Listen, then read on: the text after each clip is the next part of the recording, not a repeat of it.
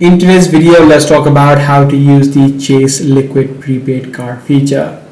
Now, the Chase Liquid has now officially been discontinued for new users and is now replaced by Chase Secure Banking. But however, if you are an old user or are a legacy card holder, you could still use this feature. But however, for new users, you can use the exact same feature or functionality using the Chase Secure Banking. So some of the benefits or the features that you get is to load money onto your card. So using your direct deposits via the paychecks that you receive, you could do that as well, or using ATMs or branch redraws, or you could also visit a branch or a ATM even, and then you could deposit a cash or even a physical check directly into your card balance for free.